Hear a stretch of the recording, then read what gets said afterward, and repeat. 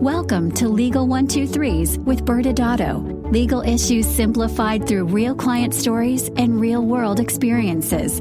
Creating simplicity in 3, 2, 1. Welcome back to another episode of Legal 123s with ByrdAdatto. I'm your host, ByrdAdatto, with my co-host, Michael Byrd. Thanks, Brad. As a business and healthcare law firm, a client call is usually a request for help. But sometimes clients don't recognize they even need help, and instead, it's often too late when they finally make the call. Sure is. Today, we have a special episode where we have lots of questions from friends who stopped to ask for help. Thank goodness they did, Michael. But before we get to today's episode, as you know, I like to have little sidebars, and I think I might want to see if we can share another personal aspect with our audience that they might not know about us. Can I pre-call TMI? Fair enough. Very scared to hear what you have to say. You know, over the years, you and I have taken multiple self-evaluation tests on personality and faith and leadership. Okay. Where are you going? So I was really shocked to learn that I tested 30 out of 30 as an extrovert on the Myers-Briggs test. Okay, Brad. Well, first, you were not shocked, nor was anyone who ever stood within 100 yards of you shocked. And so where are you going with this? Well, Michael, this first week in May, just a few weeks ago, for the first time in over a year, you and I were in front of a live audience speaking on a host of topics. And it was great to be back out there on stage and, more importantly, interacting with a lot of our clients and friends who we've made in the healthcare industry over the years. I'm guessing, Brad, that you were talking about MSS, the MedSpa Show, that was in Las Vegas, May 6th through 8th. That's obviously we were invited to speak by AmSpa. That's correct. That's right. You do love context. And, as an extrovert, I was so charged up to be around so many people again. Of course, we've both been vaccinated, so that did help too. But being back on stage, being out there educating MedSpa owners on how to be compliant when opening and operating a MedSpa. Additionally, we got to spend time on panels with Ben and Jessica of the SkyTel Group, discussing financial and legal side of MedSpa and on the planning, scaling, and selling of it. You also got to spend time on an MSO panel. I mean, it was great to be out there. But more importantly, several of you came by and you in person said how much you liked our podcast. So thank you for being one of our loyal listeners. Yeah, and I would say I've had several people, my wife included, ask how it was going to a live conference, and it was different than pre-pandemic. I would say the predominant thought I had when I left was just how great it was to be with humans again in a live way, no Zoom, actually face-to-face with all these people that have been so important to us over the years. Totally agree with that statement. Now, Michael, today's episode, it's going to be great because although it's not in front of a live studio audience, but at the MedSpa Show, we had on our booth, we had a phone number where attendees could text their questions for us to answer for today's episode. And originally, we had titled this True Confessions of a MedSpa Owner, and that's how we thought this would be. But we quickly noticed that everyone's text questions, they were asking for a friend. Mm-hmm. So we needed to address their friend's question, which is great, and it still kind of follows our season's theme of when should I ask for help. So today we'll be, answering their friends' questions. Yeah, and man, there are so many friends out there that are not compliant. It was crazy. Let's jump in. All right. Well, Michael, unlike most episodes where we tell a story first to give all the context, which I know you love, but we're just going to address their legal issues up front. And so this is going to be more like a speed round, like Final Jeopardy. We'll receive a question that has been texted to us, answer the applicable law on each question. And I feel like maybe we need a drum roll because we're about to open up our text here, Michael. So here we go. Ready? I'm ready. Here's the first question. What if the person down the street is non-compliant? Should I report them? Yeah, we've gotten that. In fact, on the MSO panel, I was one of the people on the panel with me was Nicole Chiaramonte, and she has been on our podcast in this season, at the beginning of the season, and she was obviously owns a lot of med spas, as we've shared there, and she kind of spoke to the audience about this, noticing this as a growing problem of people, trying to help from a competition perspective themselves, they believe, by turning competitors into the board when they perceive them to be non-compliant.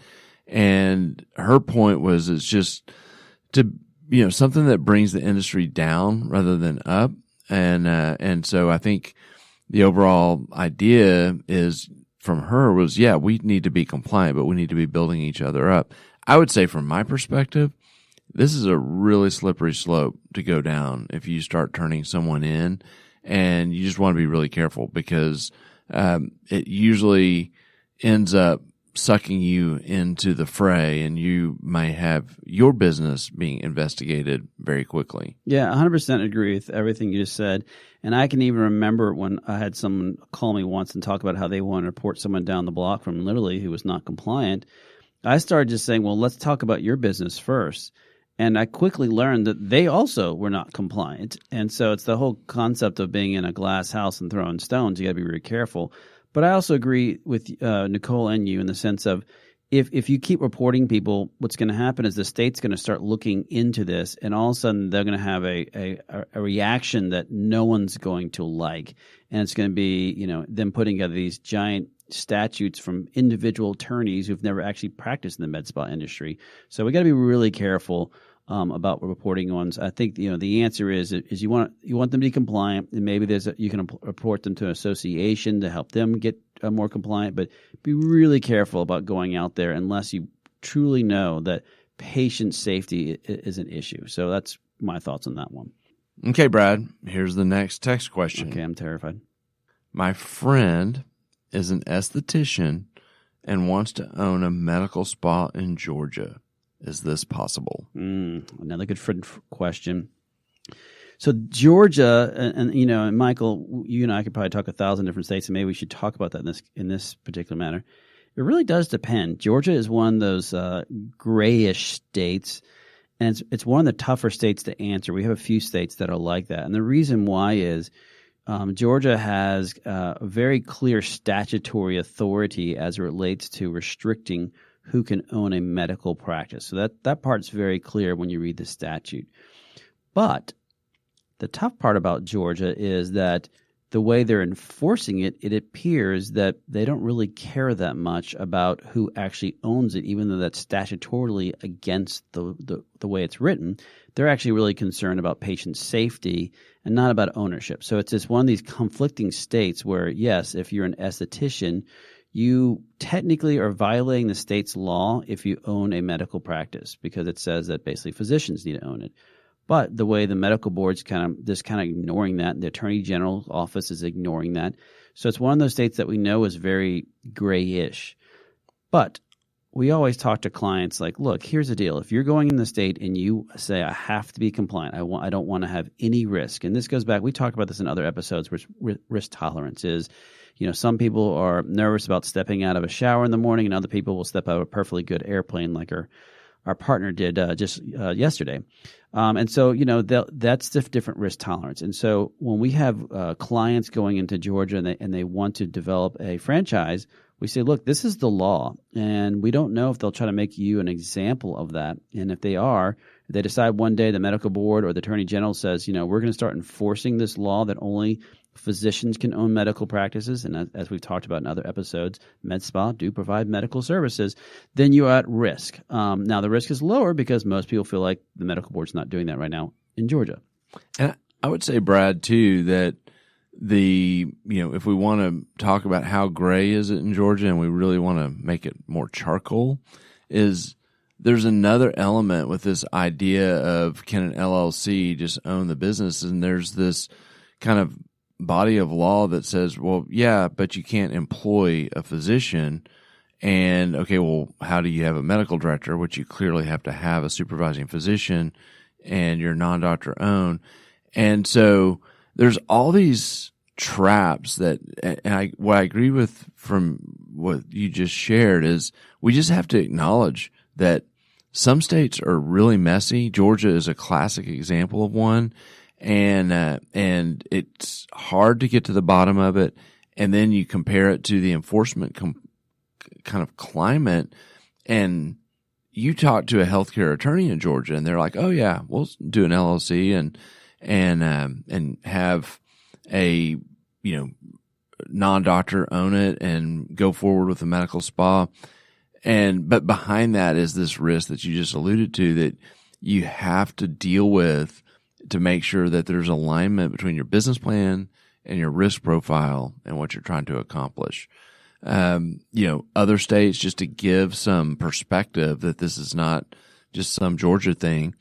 New Jersey, oh my goodness. I mean, they have had for 8 years, this potential change in the law that hasn't been enacted, but they've for years, and the current law as we speak is that use of a laser is considered surgery and can only be done by a doctor. Yet you go anywhere in the state of New Jersey and there's going to be obviously non-doctors running lasers. And then you have this law that they've been proposing to change it that would actually solve that and create some new, more restrictive changes on other procedures like injectables. And it's hard to know, how do you counsel someone on how to set this up when you have a law that says one thing, pending law that would say something different, that's been somewhat adopted even by the enforcement bodies, but not formally adopted. They just kind of loosely follow it and will refer to it when they're answering questions.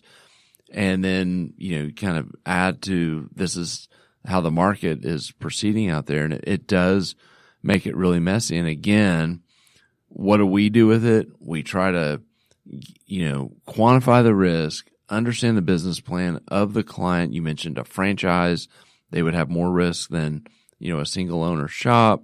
And then, of course, understand their risk profile. Yeah, and I want to add something real quick to that is, not to leave them hanging on this piece, and we won't go very heavy into this issue, but if you are nervous and you're in Georgia or a state like that, we've talked about the management service organization model on a lot of different episodes, but that is definitely something that the franchises that we're working with in Georgia, that's what they end up doing is they end up, even though they understand there's nuances in Georgia, they want to be perfectly clean, because if they're selling franchises to outside parties, they're saying, look, this is the cleanest way we know how to do it in Georgia, where you have to have a management service organization.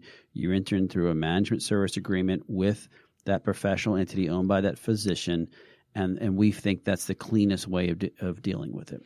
Great point. I mean, it's such an easy solution to get rid of all the noise and risk in Georgia, just to go forward with the MSO model. So let's pause, go to a commercial break, and then on the other side, let's see what the other friends were asking us. Many business owners use legal counsel as a last resort rather than as a proactive tool that can further their success. Why?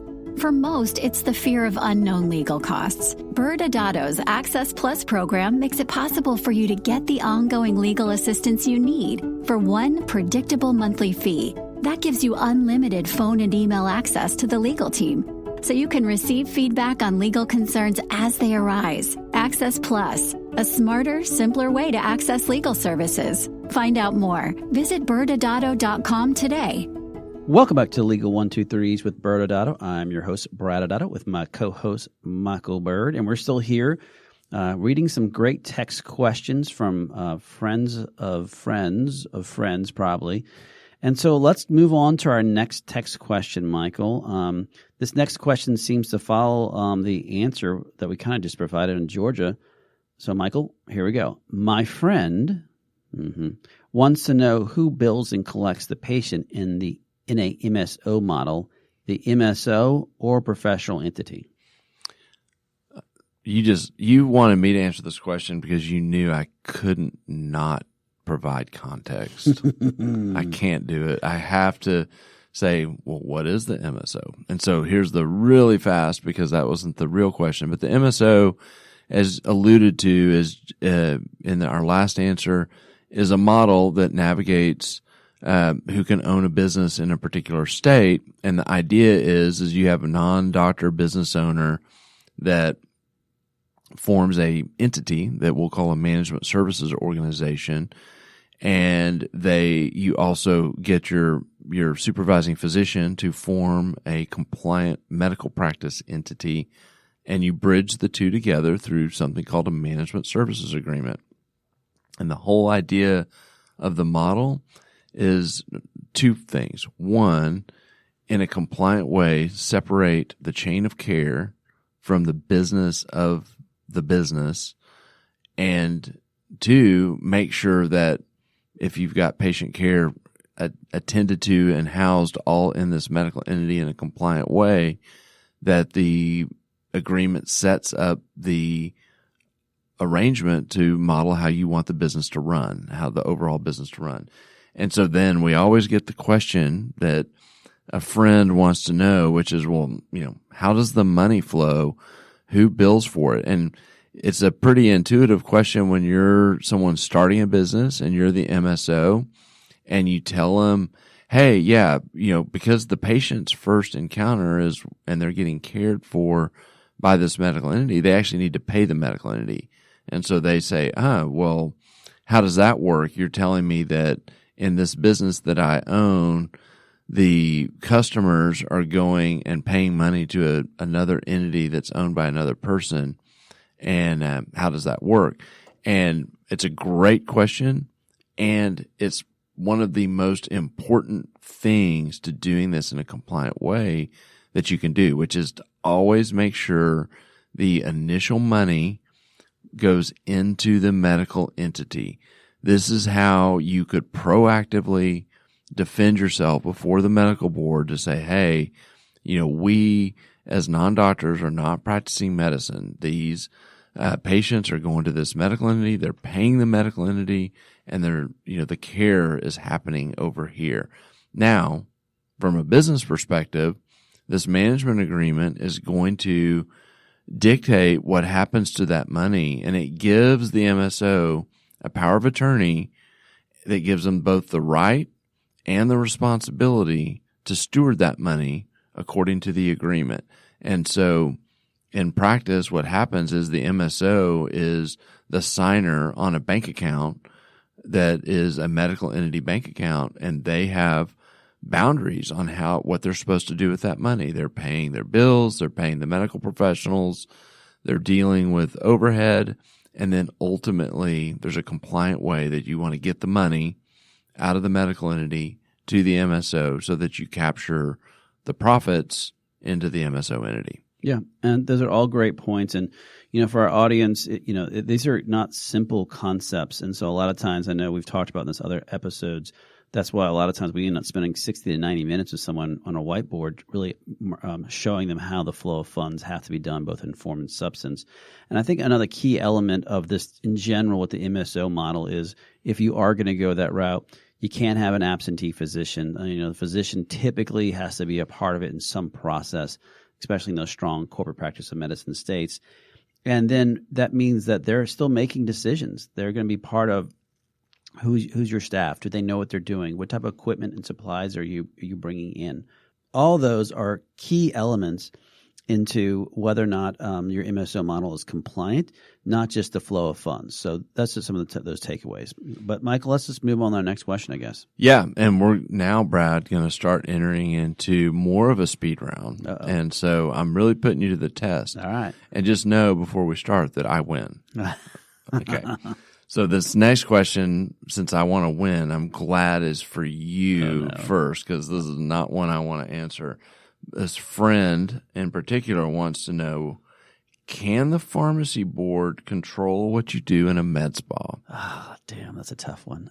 So again, this is it's more complicated than it sounds, but in the medical industry, typically the medical board dictates what happens in a medical entity. And so there's all this stuff out there that you may hear out there on the FDA and PRP and all this stuff that starts really – you talk about noise all surrounding it. But let's start at the very beginning. You're rendering medical services. And of course, in certain states you have independent autonomy for the nurse. The nursing board is going to control what you can and cannot do at your facility. But again, keep in mind that's where we start. We always say, hey, are you compliant with your proper boards, your medical board and nursing board?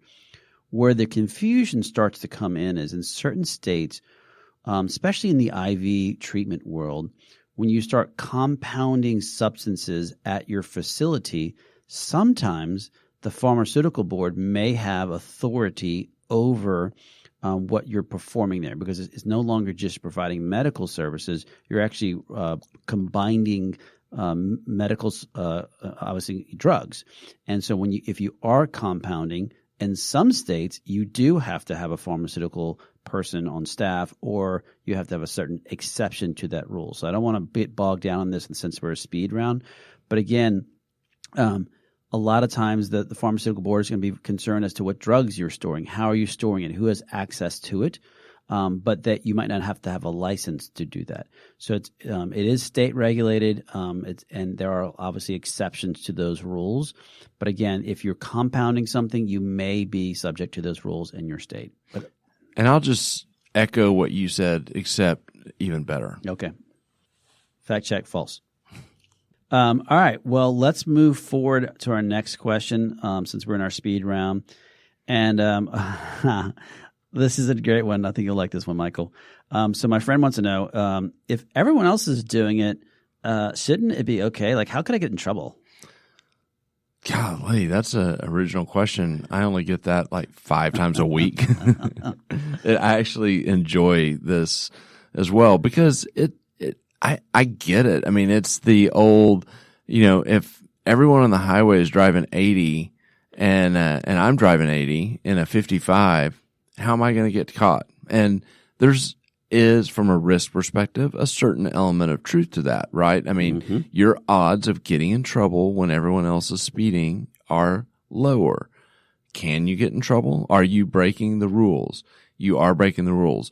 Here's how we talk about it to kind of bring it home in context to this question in the medical spa space.